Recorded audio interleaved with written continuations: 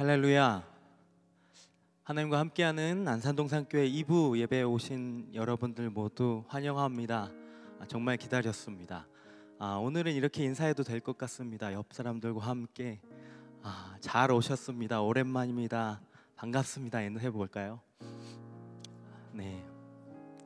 우리가 비록 이렇게 먼 곳에서 인사할 수밖에 없지만 또 주님을 의지하는 우리들로서 또 오늘도 하나님께서 은혜 주심으로 이 예배를 통해서 우리뿐만 아니라 여기 모인 우리뿐만 아니라 방송을 보고 계신 모든 분들도 은혜되는 예배 되길 소망합니다.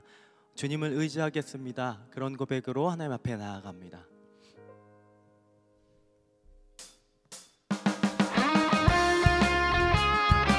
우리 박수하면서 찬양할까요?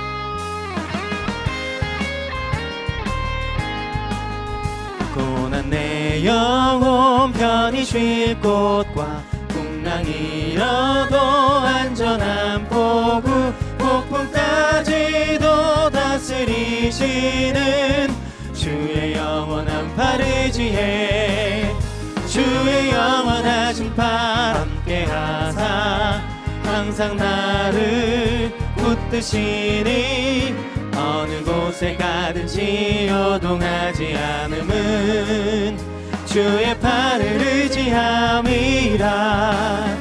세상 친구들 나를 버려도 예수 늘 함께 동행함으로 주의 은혜가 충만하리니 주의 영원한 팔 의지해 주의 영원하신 팔 함께하사 항상 나를 붙드시니 어느 곳에 가든지 요동하지 않음은 주의 팔을 의지함이라.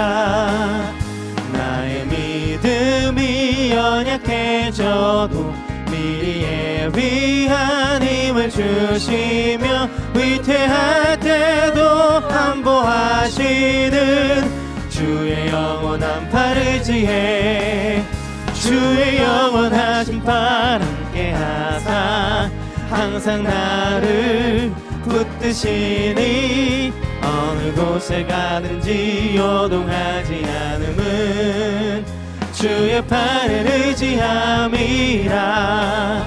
능치 못한 것 주께 없으니 나의 인생을 주께 맡기면 나의 모든 짐 대신 지시는 주의 영원한 팔 의지해 주의 영원하신 팔 함께하사 항상 나를 붙드시니 어느 곳에 가든지 요동하지 않음은 주의 팔을 의지하 주의 영원하신 팔 주의 영원하신 팔 함께하사 항상 나를 붙드시니 어느 곳에 가든지 요동하지 않음은 주의 팔. 우리 3절부터 다시 한번 찬양합니다. 나의 믿음이 연약해져도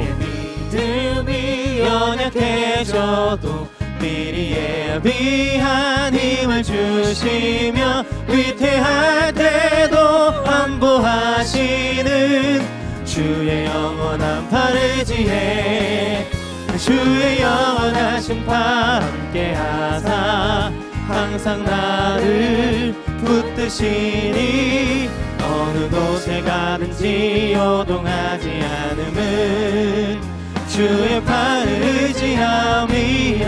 능치 못한 것 주께 없으니 나의 인생을 주께 맡기면 나의 모든 짐 대신 지시는 주의 영원한 팔 의지해 주의 영원하신 팔 함께하사 항상 나를 붙드시니 어느 곳에 가든지 요동하지 않음은 주의 팔 의지하 주의 영원하신 팔 주의 영원하신 팔 함께하사 항상 나를 붙드시니 어느 곳에 가든지 요동하지 않음은 주의 팔을 의지하 주의 영원하신 팔 주의 영원하신 팔 함께 하사 항상 나를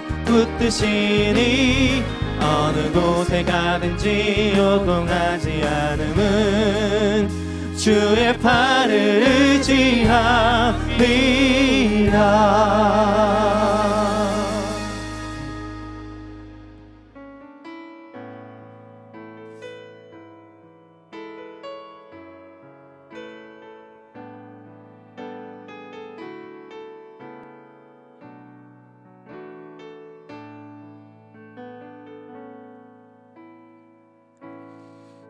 의지했던 모든 것 변해가고 억울한 마음은 커져가네. 부끄럼 없이 살고 싶은 마음 주님 아시네.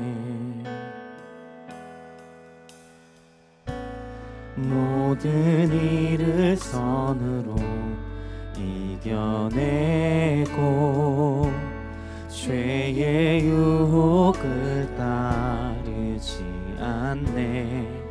나를 구원하신 영원한 그 사랑 크신 그네 날 붙드시네. 주어진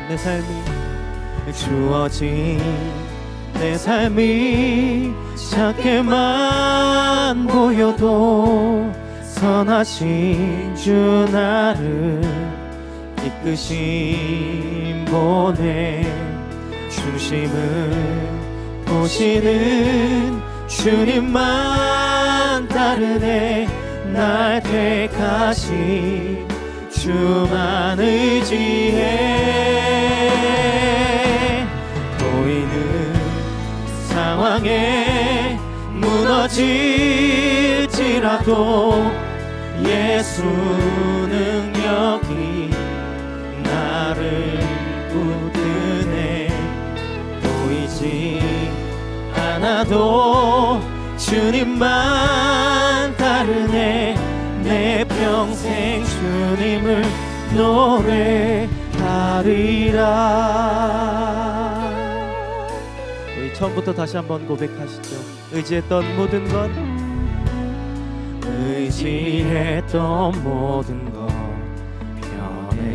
변해가고 억울한 마음은 커져가네.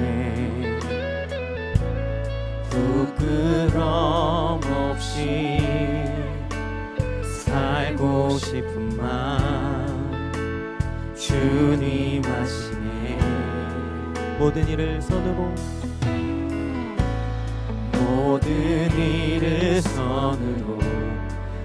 이겨내고 죄의 유혹을 따르지 않네. 나를 구원하신 영원한 그 사랑 크신 그네 날 붙드시. 주어진 내 삶이 작게만 보여도 선하신 주 나를 이끄심 보내. 중심을 보시는 주님만 따르네. 날 택하신 주만 의지해. 보이는 상황에 무너질지라도 예수 능력이 나를 붙드네. 보이지 않아도 주님만 따르네. 내 평생 주님을 노래하리라. 우리 다시 한번 처음부터 고백하겠습니다. 의지했던 모든 것, 의지했던 모든 것 변해가고 억울한 마음은 거져가네. 부끄럼 없이 살고 싶은 마음 주님 아시네. 모든 일을 손으로, 모든 일을 손으로 이겨내고 죄의 유혹을 따르지 않네. 나를 구원하신 영원한 그 사랑, 크신 은혜 날 붙드시네. 주어진 내 삶이, 주어진 내 삶이 작게만 보여도 선하신 주 나를 이끄신 분의 중심을 보시는 주님만 따르네. 날 택하신 주만 의지해. 보이는 상황에 무너질지라도 예수 능력이 나를 붙드네. 보이지 않아도 주님만 따르네. 내 평생 주님을 노래하리라.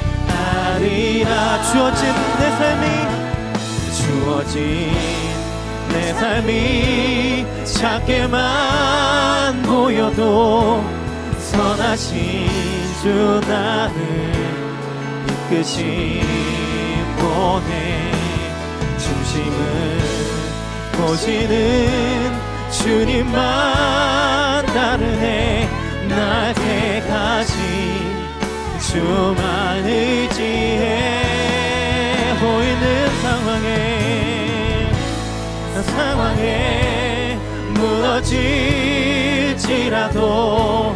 예수 능력이 나를 붙드네. 보이지 않아도 주님만 따르네. 내 평생 주님을 노래하리. 내 평생 주님을 노래하리라. 주님을 노래하리. 내 평생 주님을 노래하리라. 내 평생 주님을 노래하리라.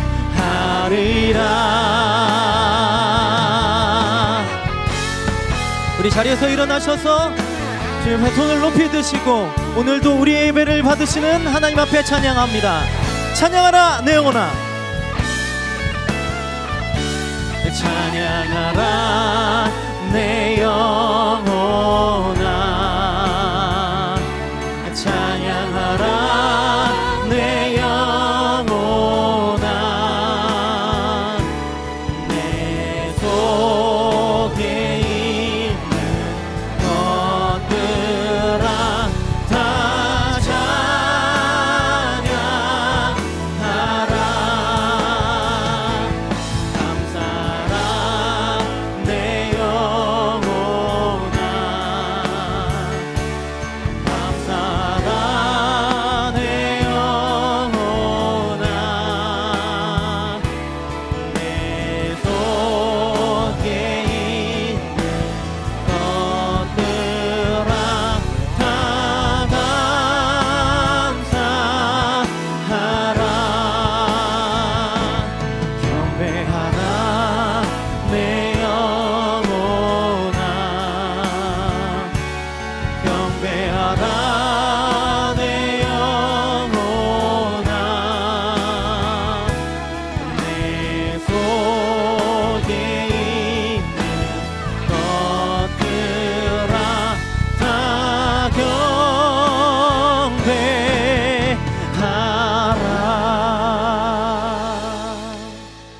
하나님은 영이시니 예배하는 자가 영과 진리로 예배할지니라.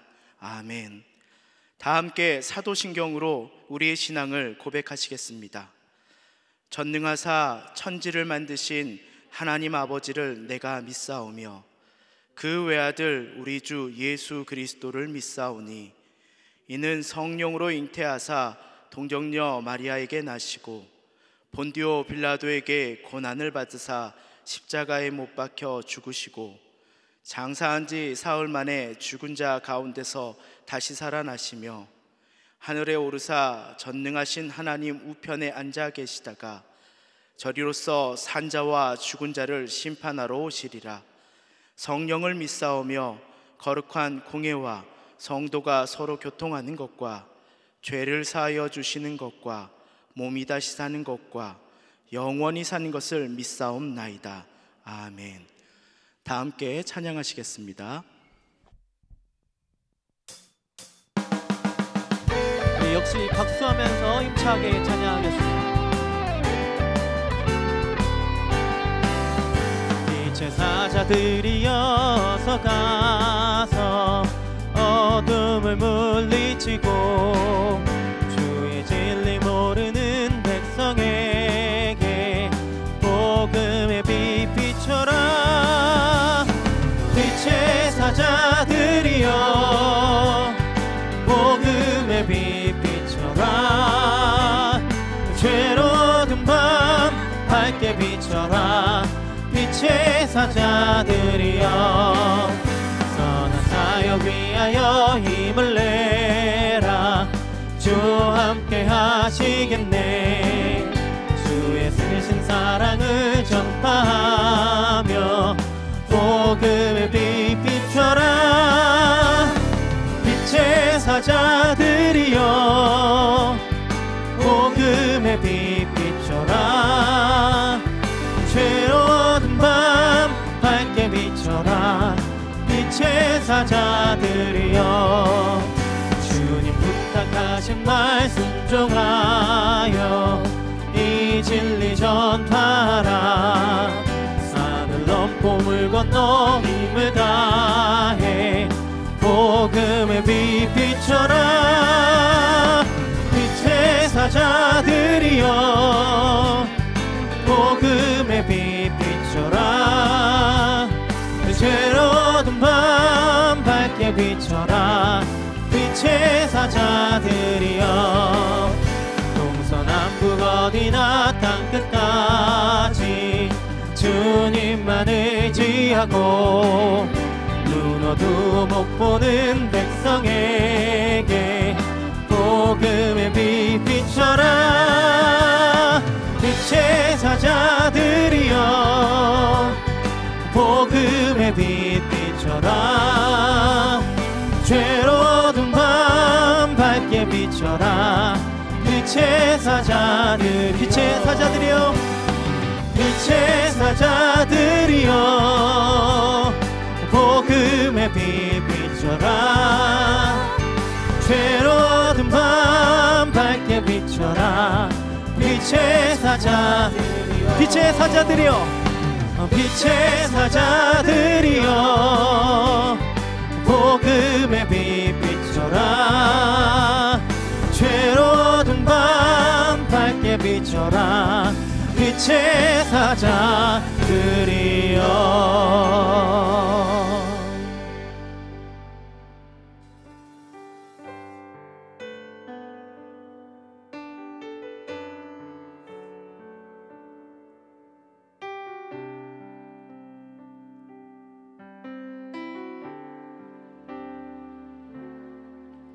여호와의 말씀이 우리 안에 계시니 예수 안으로 들어가네. 예배하는 이 시간 하나님의 은혜와 임재가 가득하네. 한 번 더. 여호와의 말씀이 우리 안에 계시니 예수 안으로 들어가네. 예배하는 이 시간 하나님의 은혜와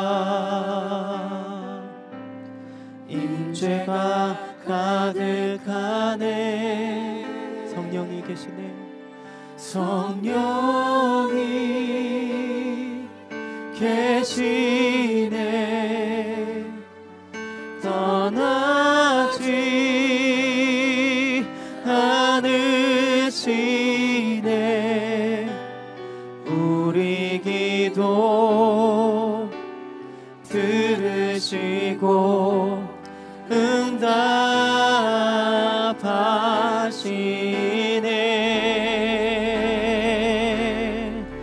성령이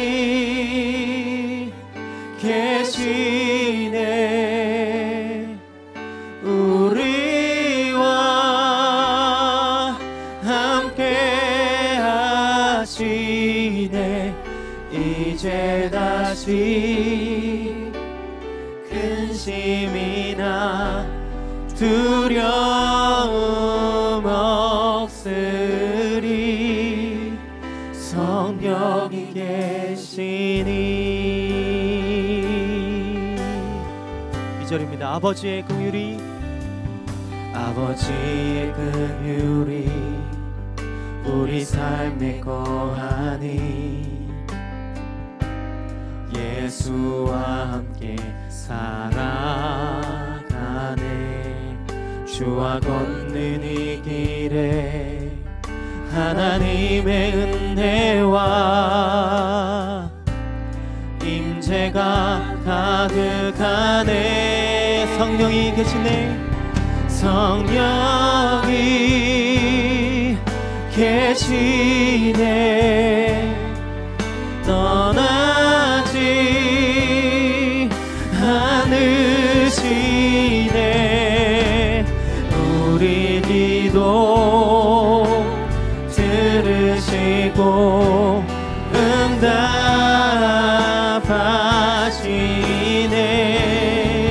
성령이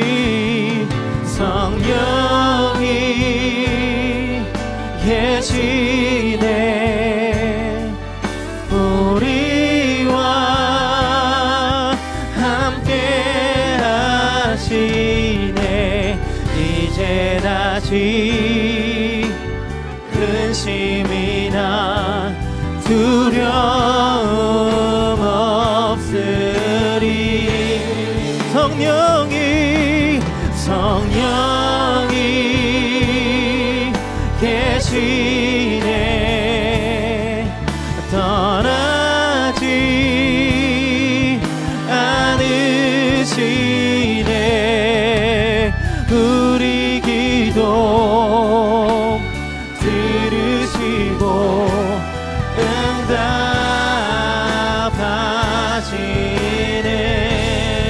성령이 계시네. 성령이 계시네. 우리와 함께 하시네. 이제 다시 근심이나 두려움 없음. 이 시간 우리와 함께 하신 성령이 앞에 성령이 계시네. 성령이 계시네. 떠나지 않으시네. 우리 기도 들으시고 응답하시네.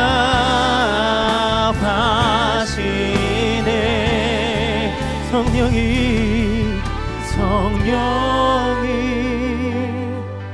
계시네. 우리와 함께 하시네.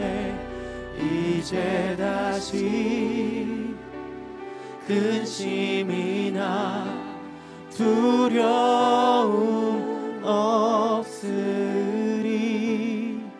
성령이 계시니.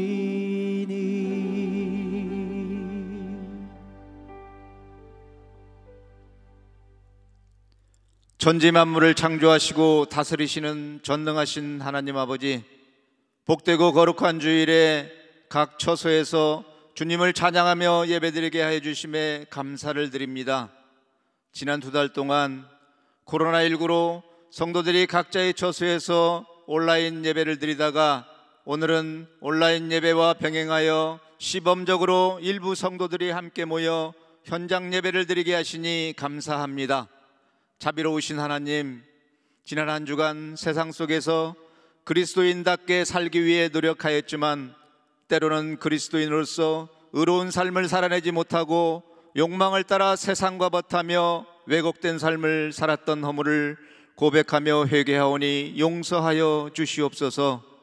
긍휼이 풍성하신 하나님, 하나님의 창조 질서를 파괴하고 만물을 조화롭게 운행하시는 하나님의 섭리에 역행하며 코로나 재앙을 불러온 우리 인간의 이기적인 탐욕과 교만했던 죄를 용서하여 주시옵소서. 재앙 앞에 우리 인간이 얼마나 무기력한 존재인지를 깨닫고 만물을 다스리시는 전능하신 하나님의 은혜가 있어야 함을 인정하고 신뢰하며 주님 앞에 나아오게 하여 주시옵소서. 코로나 전염병의 세계적 확산으로 수많은 사람들이 바이러스에 감염되어 질병의 고통과 경제적 어려움을 겪고 있습니다. 하루속히 바이러스 백신과 치료제가 개발되어 이 재앙으로부터 벗어나도록 긍휼을 베풀어 주시옵소서. 지금도 각지에서 전염병 퇴치를 위해 수고하는 의료진과 방역당국 그리고 자원봉사자들을 위로하여 주시고 그들에게 힘과 용기를 더하여 주시옵소서. 사랑의 하나님, 우리나라를 긍휼히 여겨주셔서 코로나 전염병의 위기 속에서 어느 정도 벗어날 수 있는 은혜를 베풀어 주심에 감사를 드립니다. 코로나19로 나라가 정치, 경제, 사회, 문화, 교육 등 총체적 어려움에 직면하여 있습니다. 코로나19를 극복하기 위해 온 국민이 협력한 것처럼 위정자들과 국민이 화합과 협력의 길을 찾아 어려움을 극복하고 안정된 나라가 되도록 하나님의 선하심과 인자하심으로 이 나라를 다스려 주시옵소서. 사랑의 하나님, 코로나19로 인한 어려움에도 우리 교회 공동체가 온라인을 통해 예배드리고 셀 모임을 할 수 있도록 길을 열어주시니 감사합니다. 오나옵기는 공동체가 한자리에 모여 기쁨과 감사로 예배하며 나눔과 섬김이 있는 일상이 속히 회복되게 하여 주시고 교회 공동체가 진리를 전하며 선한 사역에 충성을 다하게 하여 주시옵소서. 이 시간 말씀을 전하시는 김성겸 담임 목사님, 권능의 발로 붙드시고 성령의 능력을 더하여 주옵소서. 전하시는 말씀을 들으며 우리의 인생 여정을 온전히 주님께 맡기고 성령의 인도하심에 순종하며 살기로 다짐하는 은혜의 시간이 되게 하여 주옵소서. 예배를 위하여 각처에서 수고하며 섬기는 손길에 주님의 위로와 은혜가 충만케 하여 주옵소서. 이 예배를 주님 주관하시고 홀로 영광 받으시길 원하오며 우리를 죄에서 구원하신 예수 그리스도 이름으로 기도드립니다. 아멘.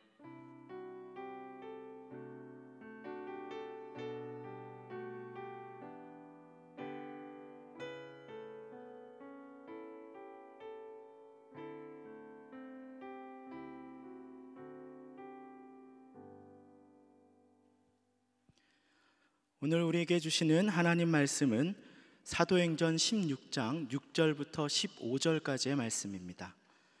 사도행전 16장 6절부터 15절까지의 말씀입니다. 신약성경 215쪽에 있습니다. 찾으신 말씀을 한 목소리로 봉독하겠습니다.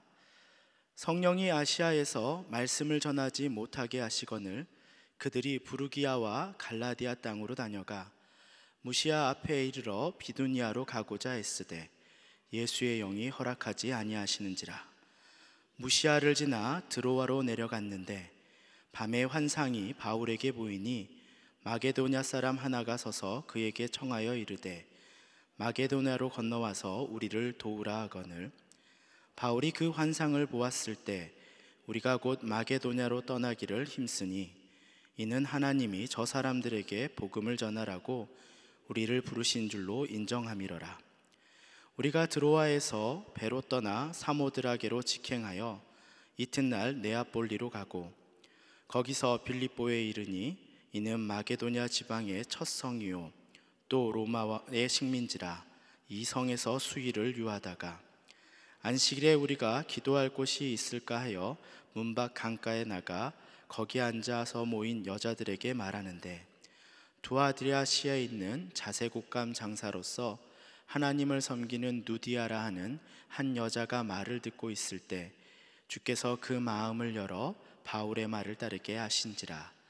그와 그 집이 다 세례를 받고 우리에게 청하여 이르되 만일 나를 주 믿는 자로 알거든 내 집에 들어와 유하라 하고 강권하여 머물게 하니라. 아멘. 이제 김성겸 담임 목사님께서 나오셔서 믿음의 여정이라는 제목으로 하나님 말씀 선포해 주시겠습니다.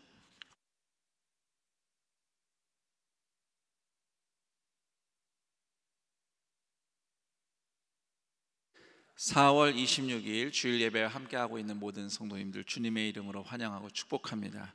오늘은 온라인 예배와 더불어서 또 안전거리 유지 가능한 방역 안전 수칙을 준수할 수 있도록 최소한의 또 인원이 함께 참석하고 있는 예배당에서 함께 드려지는 예배가 진행되고 있습니다.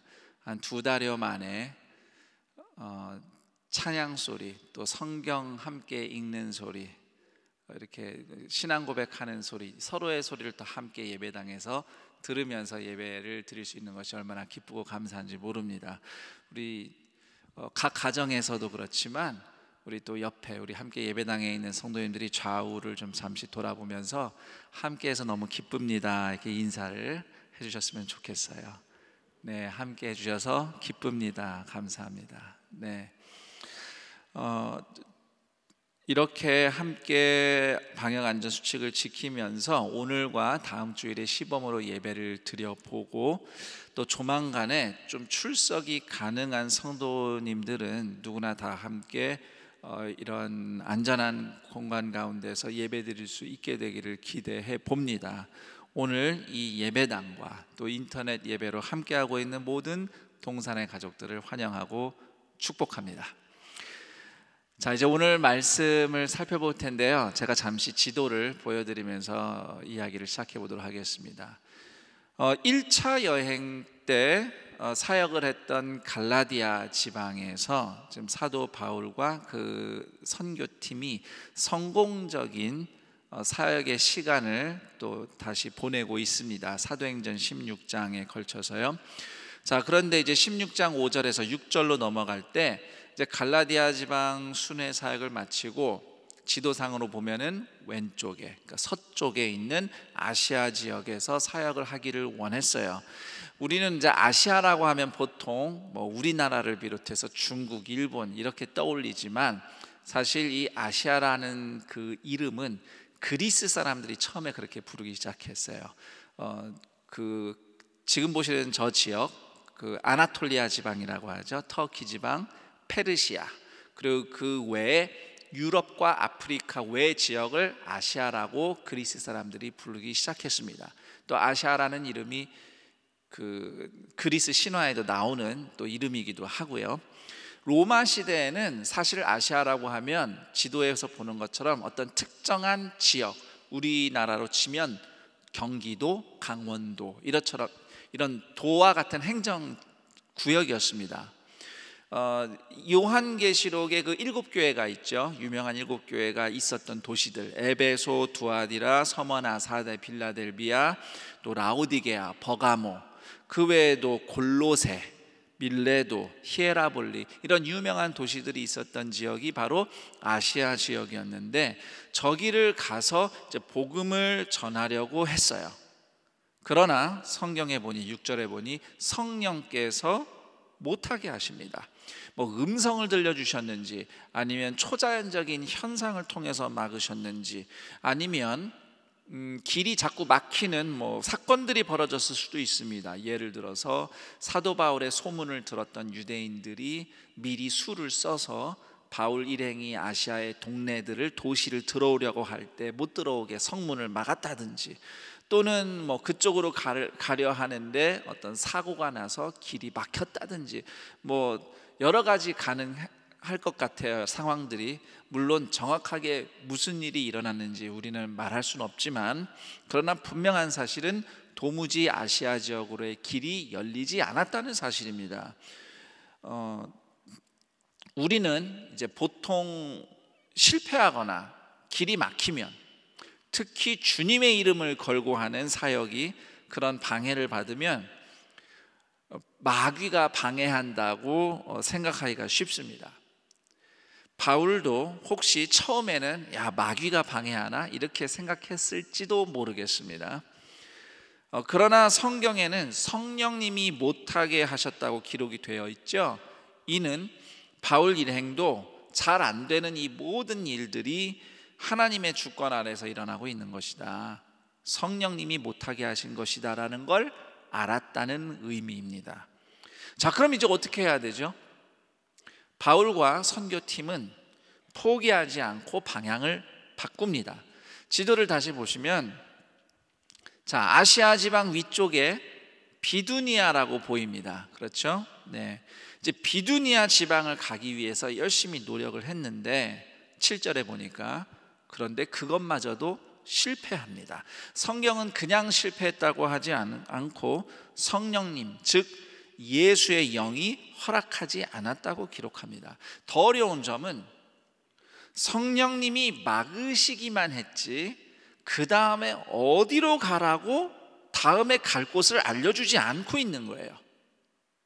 그래서 남쪽의 아시아도 못 가고 북쪽의 비두니아도 못 가는 바울과 실라와 디모데는 여전히 포기하지 않고 이렇게 서쪽 해안으로, 지도에 보면 드로아라고 되어 있죠. 바로 드로아라는 도시까지 가게 됩니다. 이제 드로아는 그 호메로스의 일리아드에도 등장하는 트로이의 목마로 유명하죠. 바로 트로이, 저 지역이 이제 드로아가 되겠습니다. 바로 드로아에서 사도행전을 기록한 누가가 바울 선교팀에 합류를 하게 됩니다. 오늘 우리 성경에 그렇게 기록되어 있지는 않는데 힌트가 나와 있어요. 10절에 보면 우리라고 등장하는데 사실 9절, 10절 앞에까지만 해도 그들이었어요. 6절, 7절, 8절 보면은 주어가 그들인데 이제 9절, 10절부터 드로아에서부터는 우리로 바뀌어요. 그 얘기는 사도행전을 기록한 누가가 바울에게 합류했기 때문에 그때부터는 우리라고 적고 있는 겁니다. 자, 이렇게 바울의 선교팀에 새로운 멤버가, 의사 출신 제자 누가가 합류하게 됩니다. 드로아에 머무는 중에 바울이 밤중에 환상을 봤습니다. 밤중에 환상을 봤기 때문에 적지 않은 성경학자들은 꿈을 꾼 것으로 해석을 하기도 합니다. 어쨌든 환상 속에서 한 사람이 나타나서 마게도냐로 와서 우리를 도우라고 했어요. 마게도냐는 아까 지도에서 보신 드로아에서 서쪽으로 바다를 탁 건너면 나오는데 마게도냐입니다. 그리스 지역이죠.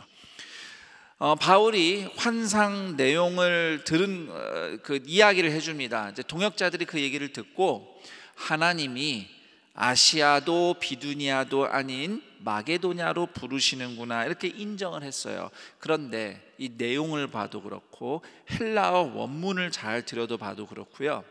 그때 제자들은 바울 얘기를 듣자마자 단번에 오케이 하고서는 하나님의 뜻이라고 인정한 건 아니었습니다. 그런 뜻이 아니에요. 그 환상의 의미를 해석하기 위해서 심도 있는 대화를 나누었다는 의미가 담겨 있어요. 왜냐하면 기본적으로 모든 종류의 환상이든 꿈이든 예언이든 뭐가 되었든 다 검증하고 해석돼야 되는 겁니다. 사도 바울을 통해서 기록된 하나님의 말씀, 고린도전서 14장 29절에 보면 누가 예언을 할 때, 여기서 예언은 뭐 약간 우리도 예언 그러면 흠칫 놀라지만 좀 보편적으로 편하게 말하면 하나님께 배운 말씀이라고 생각해 봅시다. 자, 하나님께 배운 말씀을 누군가 얘기를 할 때 한 사람 얘기만 듣지 말라고 그래요. 고린도전서 14장에 보면 누구 한 사람이 이거 주님이 말씀하신 거라고 그러면서 얘기하면은 그래요 하고 바로 따라가지 말라는 거예요. 한 사람 얘기만 듣지 말고 최소한 몇 사람 얘기를 들어봐야 된다.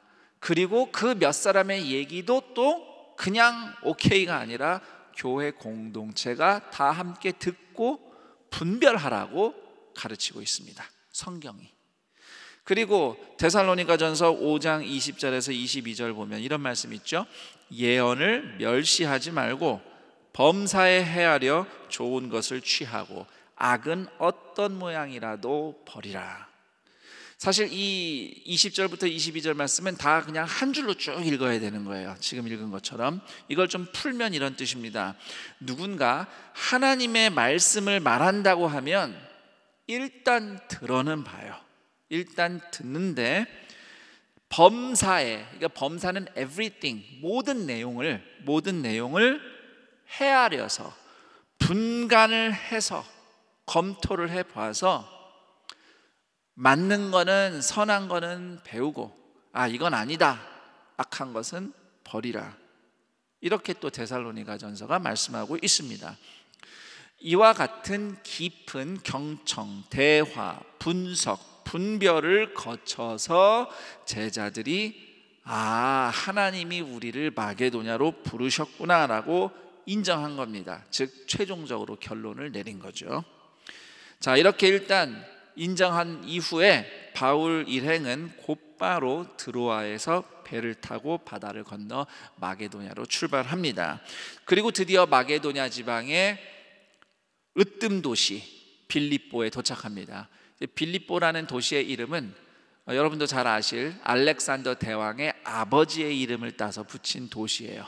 그런데 로마 시대가 되면 로마의 식민지입니다. 오늘 성경에도 식민지라고 12절에 기록되어 있는데 이게 무슨 뜻이냐면 로마가 직접 관리를 보내고 군대를 주둔시키면서 다스리는 지역을 식민지라고 그래요. 그 외의 도시들은 이제 자치 지역이었습니다. 그만큼 빌립보는 로마에 직속된 지역이다, 이렇게 이해하면 돼요. 자, 그런데 거기 도착한 바울이 12절에 보면 수일을 유합니다. 이 말씀의 뜻은 아무 일도 못하고 그냥 며칠을 시간을 보냈다는 뜻입니다. 자, 이 문장의, 이 구절의 배경과 의미는 이렇습니다. 바울은 어느 도시를 가든지 먼저 회당을 찾아갔어요. 유대인 회당. 그 당시 로마 제국 내에 유대인이 안 사는 곳이 없었어요. 마치 오늘날 전 세계에 우리 한국인 교포들이 없는 데가 없는 것처럼 유대인들도 쫙 퍼져 살았어요. 그런데 며칠을 그냥 유했다는 얘기는 며칠 동안 빌립보를 아무리 뒤져봐도 도대체 회당이 보이질 않는 거예요. 그래서 아직 아무도 사람을 만나서 복음을 전해보지 못한 상황입니다. 이런 건 예상을 못한 상황인데 이게 드로아에서 환상 보고 정말 힘들게 결정하고 배까지 타고 바다 건너서 마게도냐까지 왔는데, 빌립보를 도착했는데 막상 여기에는 말씀 사역을 시작할 수 있는 회당조차 없는 겁니다. 없어요. 그 당시에 유대인들은 이런 관습이 있어요. 그 회당이 구성되려면 유대인이 최소한 10명이 있어야 된다. 유대인 남자가 최소한 10명. 정확하게 10명을 지켰는지 모르겠지만 그 10명조차도 없다는 거예요. 회당이 없으니까. 지금까지 바울이 이런 데는 아마 처음 와봤을 것 같아요. 바울도 교포 생활한 사람인데 말이죠. 참 난감합니다. 이것도 하나님이 길을 막으시는 건가요? 자, 그러다가 시간 지나다가 안식일이 됐어요. 이제 포기할 수 없잖아요. 그래서 13절에 보니 이렇게 적혀 있는데 제가 새 번역 성경으로 좀 이해하기 쉽게 읽어보겠습니다. 안식일에 성문 밖 강가로 나가서 유대 사람이 기도하는 처소가 있음직한 곳을 찾아갔다. 그 당시엔 회당이 없는 도시에 유대인이 예배를 드리려면 회당이 없으니까 성 밖에 한적한 곳, 대표적인 곳이 강가예요. 그런데 가서 기도처를 만들고, 임시 회당이죠. 그렇게 만들어서 거기서 예배를 드렸다고 해요. 그래서 바울은 그런 데가 있는지 찾아보러 나간 거죠. 실제로 빌립보 주변에는 그런 물가가 있습니다. 2.5km 정도 떨어진 곳에 강도 있고, 빌립보 바로 주변에 그 큰 강의 지류들이 있어요. 그래서 그 일대 물가 어딘가를 찾아가 보니 과연 거기에 일부 몇 명 여성들이 모여 있는 걸 발견합니다. 자, 근데 이게 문제입니다. 여자분들이 모여 있어요. 하나님을 예배하려고. 그 당시 유대인들은 낯선 이성끼리 대화를 하지 않았어요. 그리고 바울도 지금까지 성경 읽어보면 전도할 때 먼저 회당에 가고 회당에서 만난 유대인 남자들 또는 하나님을 믿는 남자들하고 먼저 대화를 하면서 복음을 전하곤 했는데, 지금 여기는 여자분들이 있는 거예요. 자, 이때부터 바울은 통념과 경험과 관습을 벗어나기 시작합니다. 그 강가에 모여있는 여자분들에게 말을 걸고 복음을 전하기 시작한 거예요.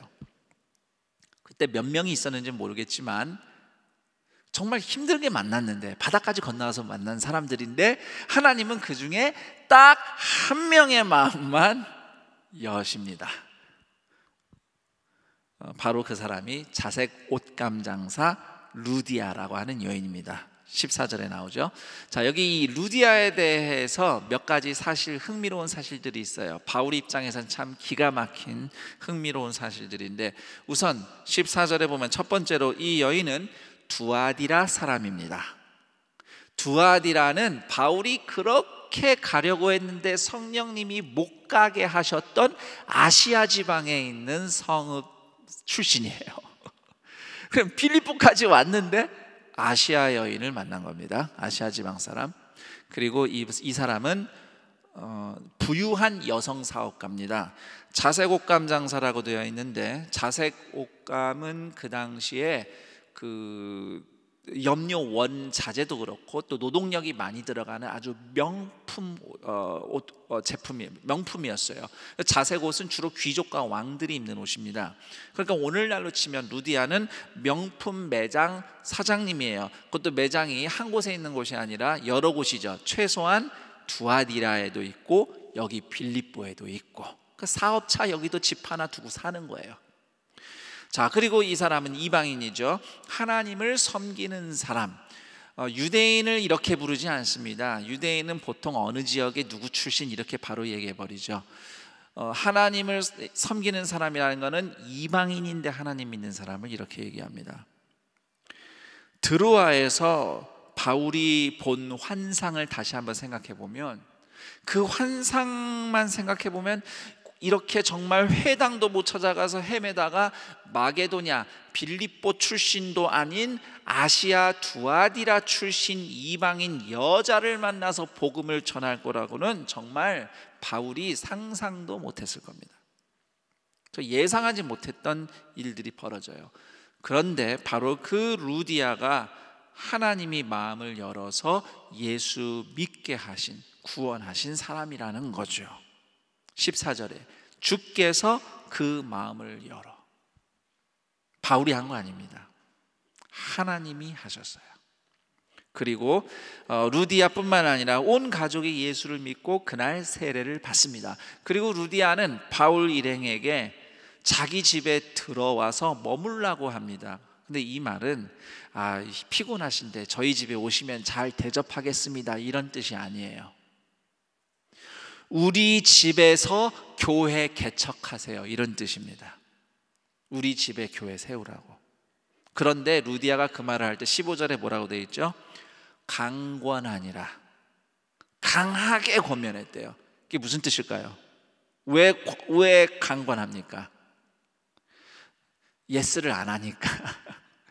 바울도 망설인 거예요. 아니, 이렇게 고생해서 한 가정이 구원받는 건 너무 좋은데, 너무 좋고 감사한 일인데, 이방인 여자 성도 집에 들어가서 교회를 세우는 게 이게 아직도 바울 일행에게는 경험과 관습과 그 당시 또 사람들의 시선을 생각해 보면은 쉽지 않은 일이었던 거예요. 그렇지만 결국 바울은 그 모든 경험이나 관습이나 우리가 이게 익숙한 것들도 기꺼이 넘어서 인도하고 일하시는 하나님을 신뢰합니다. 그래서 루디아의 집에 머물므로써 마게도냐 빌립보의 최초의 교회가 세워지게 됩니다. 그리고 그 이후 바울은 이방인이든 유대인이든 더 이상 어려워하지 않고 집에 들어가서 그곳을 교회로 삼아서 복음 사역을 하는 일들을 이후부터 이제 자유롭게 하게 된 것이죠. 자, 여기까지가 오늘 우리가 함께 살펴본 성경 이야기입니다. 자, 이 말씀에서 여러 가지 이야기할 수 있겠는데요. 저는 오늘 말씀 본문에 나오는 중요한 단어 4개를 중심으로 좀 설명을 드려보도록 하겠습니다. 우선 첫 번째 단어는 7절에 예수의 영이라는 단어입니다. 예수의 영. 바울 일행을 막으신 성령님, 근데 그 성령님을 굳이 7절은 예수의 영이라고 호칭을 하고 있습니다. 이것은 이런 의미가 담겨 있다고 해석할 수 있어요. 그 당시 아시아도 비두니아도 어디로도 갈 수 없었던 뭘 해도 계속 실패하고 있는 바울의 상황을 성경이 예수님과 연결시키고 있는 거예요. 예수님하고. 비록 바울 입장에서는 당장 현실이 실패로 보이고 또 그것이 어떤 의미에서는 바울에게는 부끄러운 일이거든요. 그래도 나름 리더로서 가고 있는데 가는 데마다 길이 막히니까. 그런데 그런 과정마저도 다 예수님처럼 살아가는 것이다, 예수님의 길이다라고 보여주기 위해서 예수의 영이라고 일부러 더 그렇게 기록하고 있는 겁니다. 예수님이 광야에서 40일 동안 지내면서 마귀에게 시험 받으신 일 기억하실 겁니다. 그때 누가복음 4장 1절에 보면요, 광야 40일 지나며 시험 받으신 거 성령이 인도하신 일이라고 적혀 있어요. 우리는 일이 잘 풀리면 하나님이 인도하셨다고 얘기하는데, 반대로 일이 잘 안 풀리고 막힐 때도 하나님이 인도하셨어요 라고 말합니까?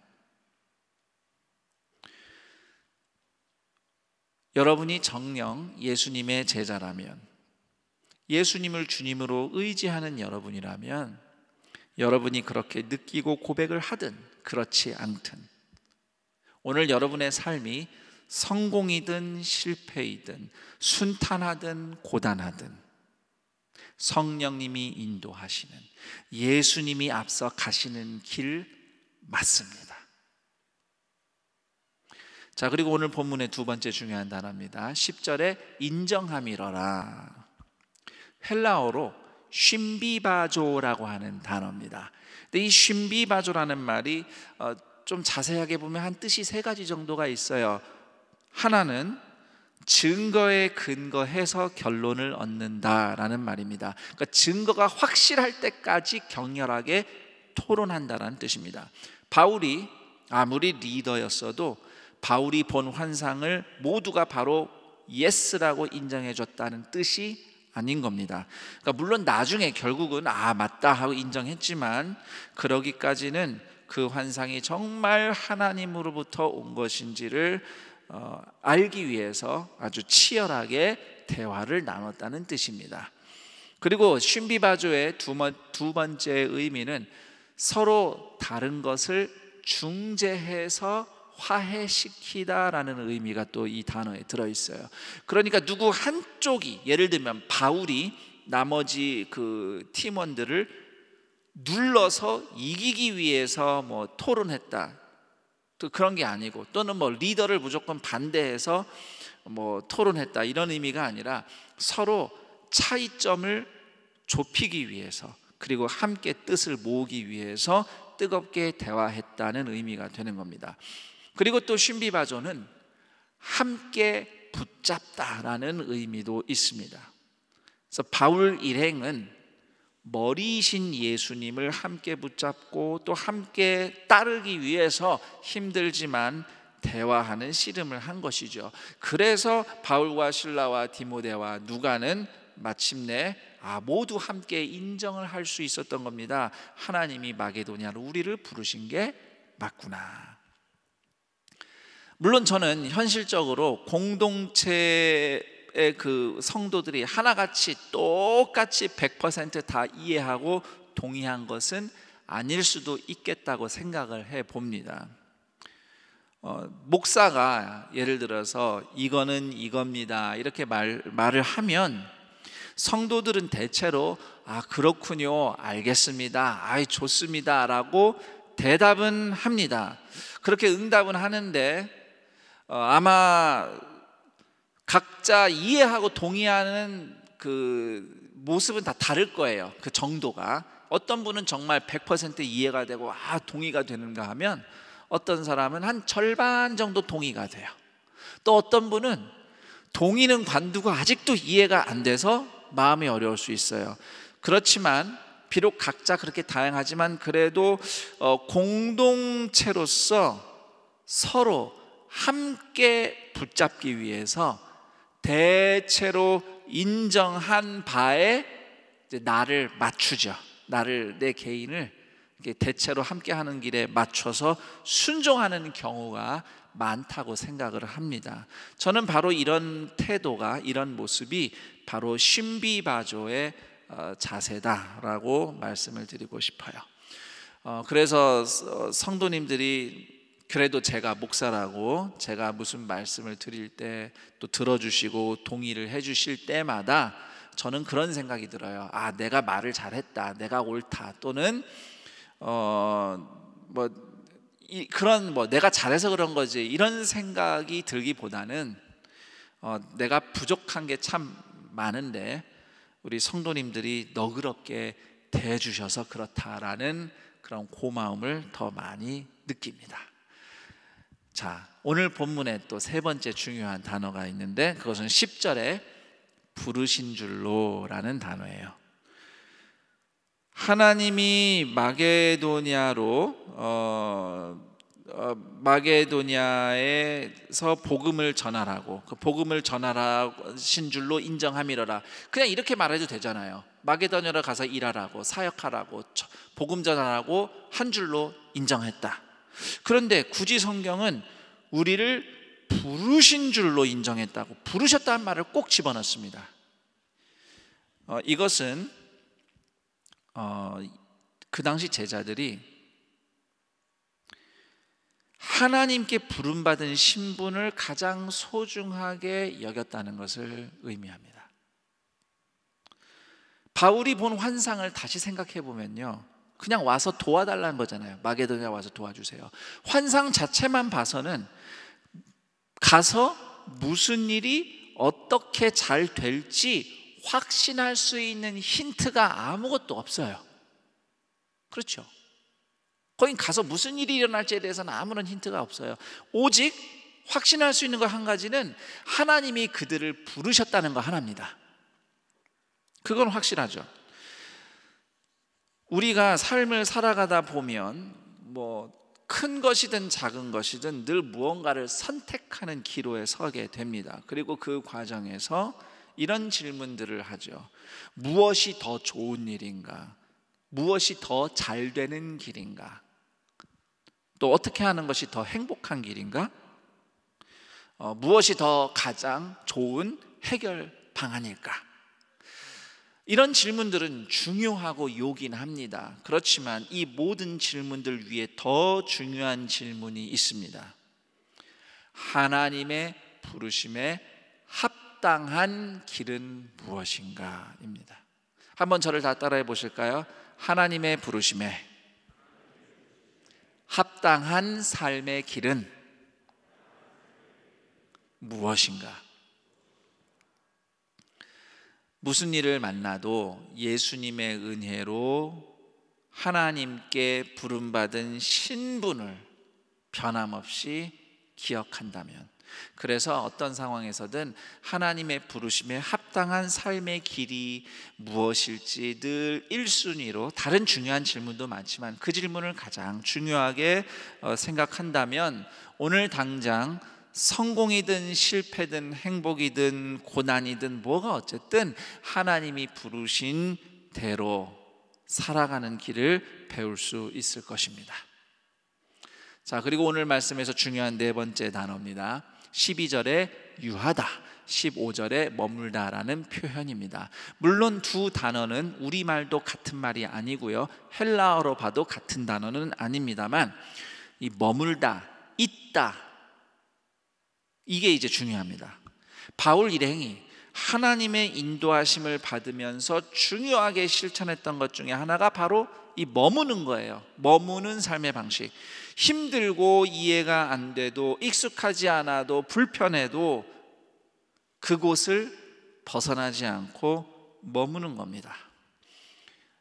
아시아와 비두니아 사이에서 어디로 가야 되지 목적지를 몰라서 헤매고 있을 때에도 바울은 포기하지 않고 계속 믿음으로 시도를 해보는, 수고를 하는 그 길, 여정을 벗어나지 않았습니다. 그래서 머무는 것은 아무것도 안 하는 것만 머무는 게 아니죠. 그렇죠? 우리가 살아가는 그 길을 계속 가는 것도 머무는 거잖아요. 바울이 그 길에 머물면서 그 시간을 보냈죠. 그리고 그렇게 해서 또 빌립보를 갔는데, 앞서 봤던 환상만큼이나 좀 환상적인 사역이 펼쳐져야 되는데 오히려 회당 하나 찾아볼 수 없는 생소한 환경을 만났지만, 그럼에도 인내하면서 빌립보 성읍에 계속 머물면서 믿음으로 시도를 했습니다. 그리고 마침내 하나님이 이방인 여자 루디아 집안을 구원하셨어요. 거기까지는 좋은데, 이제 또 유대인인 바울이 이방인 여인의 집에 교회를 세워야 되는가라는 이 고민이 있을 때, 지금까지의 경험과 관습과 사람들의 시선이 장애가 될 수도 있었지만, 그러나 하나님이 부르시고 이루신 일을 따르는 것이 더 중요하다고 알고 바울 일행이 루디아 집에 머물렀죠. 유했습니다. 그 결과 빌립보의 첫 교회가 탄생합니다. 정리를 좀 해보자면, 이해가 안 되고 불편하고 답을 모르겠고 힘든 그런 상황조차도 하나님이 부르신 삶의 일부로 끌어안는 겁니다. 이것도 하나님이 나를 부르신 삶이다. 끌어안고 포기하지 않고 거기에 함께 머물 때에 거기에 여러분과 함께 계시는 하나님의 인도하심을 경험하는 은혜를 반드시 누리게 될 줄 믿습니다. 그렇게 되기를 축복합니다. 자, 오늘 성경 이야기는 우리가 지금 겪고 있는 현실과 매우 맞닿아 있어요. 아시아로도 비두니아로도 어디로도 길이 보이지 않았던 바울의 상황, 또 그 와중에 하나님이 길을 보여주셔서 빌립보까지 갔는데, 또 거기 가서 예상과 달리 막막한 현실을 맞닥뜨린, 거기를 또 살아내야 했던 바울. 요즘 우리의 삶이 딱 그런 것 같습니다. 코로나19 사태를 만난 이후에 개인과 가정, 사회, 국가, 온 세계, 교회가 상상하지 못했던 급격한 변화를 겪으면서 나아갈 길을 잃은 것처럼 보여요. 앞으로 얼마나 이런 어려움이 지속될지 쉽게 예상할 수조차 없는 그런 현실을 우리는 살아가고 있습니다. 이런 급박한 변화와 어려움 가운데서도 하나님의 인도하심을 결국은 경험한 바울의 이야기가 오늘 우리에게도 길을 보여주고 있다고 믿습니다. 그래서 오늘 말씀을 기초로 해서 제가 마지막으로 세 가지 권면하며 이제 말씀을 마칠까 합니다. 우선 첫 번째는 무슨 일이 있어도 하나님의 주권을 신뢰하세요. 예상치 못한 고난과 실패를 소위 마귀나 원수의 방해라고만 생각하거나 또는 다른 누구의 탓을 하기보다는 이 모든 일들이 하나님의 주권 아래에 이루어지고 있다는 것을 신뢰하십시오. 물론 지금은 하나님이 무슨 답을 정확하게 보여주지 않으셔서 답답할 수 있어요. 그리고 우리가 뭔가 해본다는 것이 그저 믿음으로 아는 한 최선을 다하는 수준, 솔직히 이게 정말 제대로 잘하는 건지 100% 맞는지 정답인지는 여전히 좀 미심쩍기도 하고 뭔가 더 잘할 수 있을 것 같은데 이렇게밖에 못하는가라는 답답한 마음이 있을 수도 있겠지만, 그럼에도 이 모든 과정이 하나님의 인도하심 아래 있음을 믿으시기를 권면합니다. 그리고 두 번째 권면입니다. 하나님이 부르셨다는 믿음을 가진 공동체와 늘 함께 하십시오. 무엇을 해야 좋은가 하는 질문도 필요한데, 무엇보다도 십자가 은혜로 하나님의 부르심에 합당한 삶이 무엇인가, 이 궁극의 질문을 늘 기억하면서 이 질문으로 씨름을 하는 믿음의 사람들과 함께 해야 됩니다. 예수님 안에서 서로 함께 붙어 있기 위해서 포기하지 않는 마음으로, 요즘 우리가 비록 직접 셀 모임을 할 수 있는 형편은 아니지만 여러 가지 하여튼 방법들을 동원해서 만나고 대화하고 은혜를 나누기 위해 애쓰고 있습니다. 공식적인 모임은 안전을 위해서 우리가 좀 피하고 있지만은 아마 성도님들은 또 다양한 방식으로 개별적으로 서로 계속 교제를 이루어가고 있다고 그렇게 알고 있어요. 이처럼 우리가 함께 예수님 안에서 붙어 있기 위해서 서로 듣고 대화하며 함께 배워나가는 동산의 가족들이 되기를 축복합니다. 마지막으로 권면합니다. 지금 아무리 힘들고 어려워도 떠나지 말고 머무세요. 지금 그 삶의 자리. 십자가 지시려고 성육신하여 이 땅에 내려오신 예수님이 지금 여러분이 있는 그곳에 함께 계심을 믿으십시오.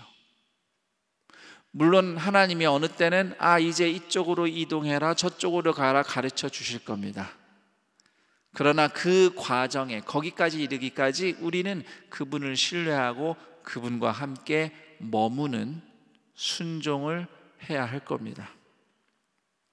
내가 너와 함께 있다고 구약시대 아브라함 때부터 신약의 바울에까지 한결같이 말씀하셨고 또 그대로 함께 하신 주님이 오늘 여러분의 주님이심을 믿습니다.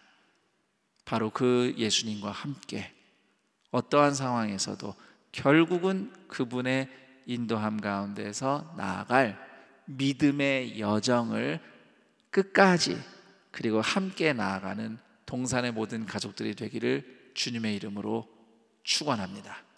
아멘. 오늘 말씀을 우리가 함께 기억하며 또 우리 자신을 되돌아보며 기도하는 시간을 갖겠습니다. 여러분의 기도를 돕기 위해서 제가 3가지 정도 질문을 준비해 봤습니다. 우선 첫 번째 질문은 그럼에도 불구하고 주님이 인도하시는 것 맞다고 고백할 일은 무엇인가? 라는 질문입니다.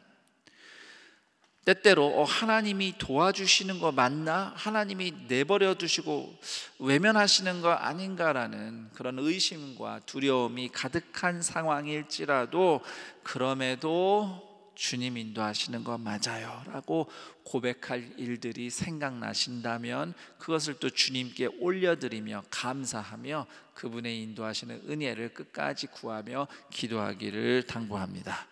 두 번째 질문입니다. 하나님의 부르심에 합당하게 살기 위해서 나는 누구와 대화를 하고 있는가? 라는 질문이에요. 혼자서는 절대로 정답을 알 수 없습니다. 함께 씨름하며 무엇보다 하나님이 부르셨다는, 나를 구원으로 부르셨다는, 함께 하신다는 우리의 신분을 확인하며 그 부르심에 합당한 오늘 하루하루를 살기 위해서 나는 누구와 함께 하는지, 함께한 분들이 생각날 때 그분들을 고마워하며 기도하시고, 혹시 내가 그렇게 대화를 잘 못했구나라는 생각이 든다면 그런 교제가 회복되도록 결단하며 기도하기를 부탁드립니다. 세 번째 질문입니다. 아무리 힘들어도 주님과 함께 버티고 살아낼 현장은 어디인가? 오늘 이 시간 여러분이 믿음으로 함께 꿋꿋이 서 있어야 할, 또는 가야 할 길, 그 길을 주님 앞에 아뢰면서 넘어지지 않도록 오늘도 붙잡아 주시는 하나님의 은혜를 구하기를 권면합니다. 우리 다 함께 오늘 말씀을 기억하며 또 이 질문들, 화면에 비춰질 질문들을 틈틈이 보시면서 함께 기도하는 시간 갖겠습니다.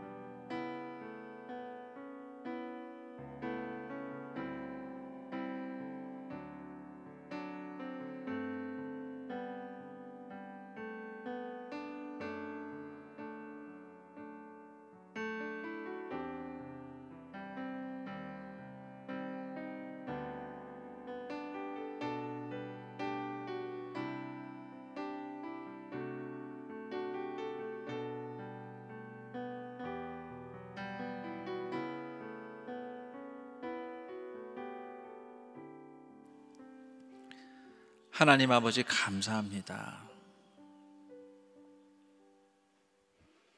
주님이 함께 계심을 믿습니다. 무슨 일이 벌어져도 모든 것은 하나님의 주권 아래 이루어지고 있습니다.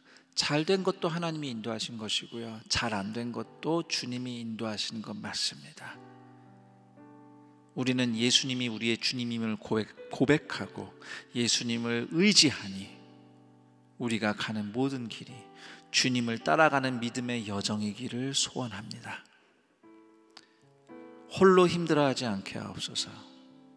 우리를 부르신 주님, 그 부르심에 합당한 길을 가겠노라고 오늘도 씨름하고 있는 믿음의 사람들, 성령의 은혜와 사랑 가운데 함께 들으며 대화하며 함께 배워나가도록 오늘도 인도하여 주옵소서. 그럴 때에 비록 당장은 우리 눈에 답이나 길이 보이지 않고 또 그런가 싶어서 기쁨으로 달려갔지만 예상과 다른 어려움을 만날지언정 그곳에서 믿음으로 함께 살아내고 살아나는 은혜를 경험하는 동산의 모든 가족들이 되게 하여 주옵소서. 그렇게 이 힘든 시기를 변함없이 다스리시는 주님과 함께 나아가겠노라고 믿음으로 결단하는 주의 자녀들이 주님께 예물을 드립니다. 그 예물을 드린 손길들을 기억하사 오늘도 어김없이 먹이시고 입히시는 주의 은혜로 채워 주옵시고, 예물이 쓰이는 곳마다 오늘도 구원과 회복의 역사 나타나게 하여 주옵소서. 힘들고 어려운 가운데 오히려 새롭게 일하시며 누군가를 구원하며 부르시는 이야기들이 들려옵니다. 그 구원의 회복의 이야기들이 우리 동산의 모든 가족들의 삶의 현장과 우리가 사는 도시와 이 나라와 온 세상에 넘치게 하여 주옵소서. 우리 주 예수 그리스도의 이름으로 기도드립니다. 아멘.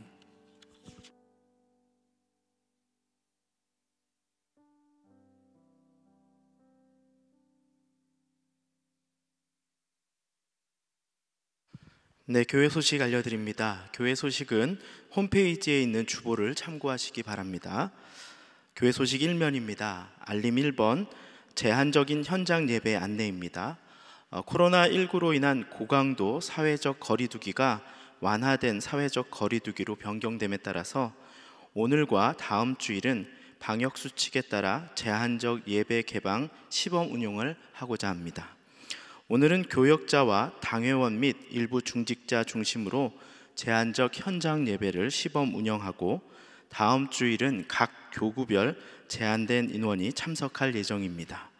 차후 정부의 방침과 지침에 따라 유지하되 상황에 따라 변경 및 확대될 수 있음을 알려드립니다. 알림 2번입니다. 오늘 오후 12시 30분 당회실에서 임시당회가 있습니다. 하단박스 코로나19 예방을 위한 공지사항입니다. 위의 사항은 5월 9일까지 해당되며 상황에 따라 변동될 수 있습니다. 변경 시에는 다시 공지해 드리겠습니다. 금주 주중에도 새벽 기도회는 오디오 송출로, 수요 기도회는 오전 10시와 오후 8시에 실시간 인터넷 생중계로, 모교 영성 집회는 영상 송출로, 셀 모임은 온라인 셀 모임으로, 그 외에 집회, 양육, 훈련 등은 잠정 중단됩니다. 자세한 내용은 주보와 홈페이지 공지를 참고해 주시기 바랍니다. 교회에서는 성도님들의 안전을 위해 최선을 다해 필요한 조치를 하고 있습니다. 하나님의 인도하심 안에서 이 어려운 시기를 슬기롭게 극복할 수 있도록 적극적인 참여와 기도를 부탁드립니다. 교회 소식 2면에 알림 1번입니다. 큰순 맑은샘 5호로 오프라인 판매처 안내입니다. 큰순 맑은샘 오프라인 판매가 아래와 같습니다. 홈페이지의 주보 내용을 참고하시면 되겠습니다. 말씀의 은혜가 풍성한 5월이 되시기를 소망합니다. 그 외에 임명, 알림, 모집 등은 주보를 참고해 주시기 바랍니다.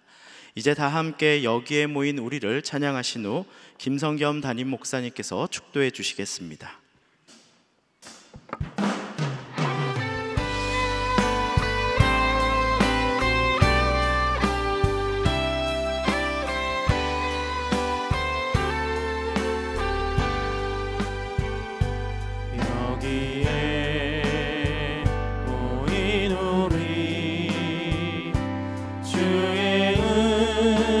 받은 자여라.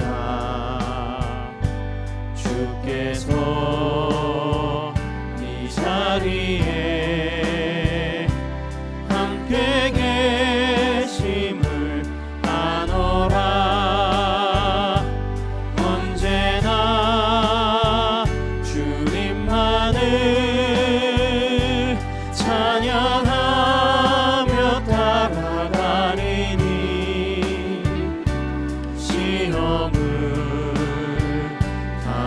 때도 함께 계심을 믿노라. 이 믿음 더욱 굳세라. 주가 지켜주신다.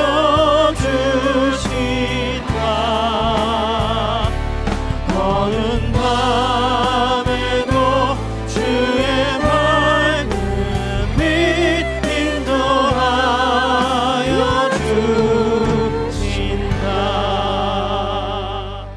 축도 전에 한 가지 안내 더 드립니다. 예배당에 지금 예배드리는 성도님들께 부탁드리는데요. 퇴장을 하실 때는, 나가실 때는 꼭 안내대로 순서대로 나가시고요.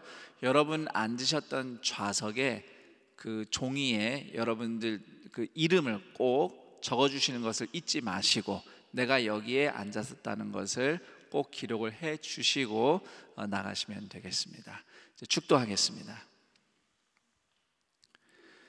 우리 주 예수 그리스도의 은혜와 하나님 아버지의 그 크신 사랑하심과 성령 하나님의 교통, 감화, 충만 인도하심이 이 힘들고 어려운 때에 그럼에도 모든 것은 하나님의 주권 아래에 있음을 믿고 오늘도 예수님의 영이 인도하심을 신뢰하며 함께 배우고자, 함께 붙어 있고자, 들으며 대화하며 믿음으로 한 걸음 한 걸음 나아가며 앞이 보이지 않고 답이 잘 안 보여도 믿음으로 버티고 머물며 살아내던, 그리고 마침내 살아날 동산의 모든 가족들, 그들의 인생 현장 위에 영원토록 함께 있을지어다. 아멘.